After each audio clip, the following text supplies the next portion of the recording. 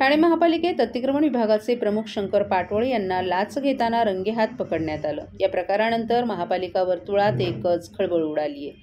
अनेक अधिकारी कर्मचारी विशिष्ट विभाग सोडून दुसऱ्या विभागात जात नाही असं देखील सांगण्यात आलंय।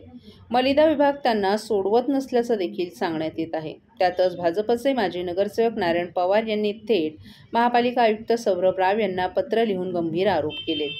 पवार यांनी या पत्रात ठाणे महापालिकेनं 21 जुलै 2025 रोजी कार्यालयीन अधीक्षक आणि वरिष्ठ लिपिक पदावर अनेक कर्मचाऱ्यांना पदस्थापना दिल्याचं सांगितलं। परंतु अतिक्रमण विभाग, शहर विकास विभाग, घनकचरा विभाग, सार्वजनिक बांधकाम विभागातील काही कर्मचारी बढती मिळूनही पूर्वीच्याच पदावर कायम आहेत। या कर्मचाऱ्यांना तात्काळ विभागातून मुक्त करावं। अतिक्रमण विभाग हा सध्या चर्चेचा विषय ठरलाय। त्यातील अनेक बाबी आता समोर येत आहेत।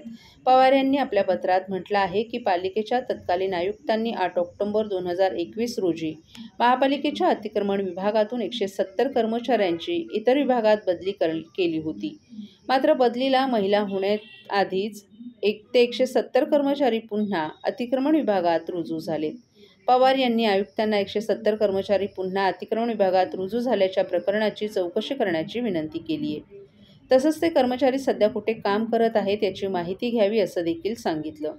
तसंच अतिक्रमण विभागातील वर्षानुवर्षाच्या भ्रष्टाचाराची साखळी मोडून काढण्यासाठी ठाण मांडून बसलेल्या कर्मचाऱ्यांवर बदलीच्या धडक कारवाईचीही आवश्यकता त्यांनी नमूद केली आहे।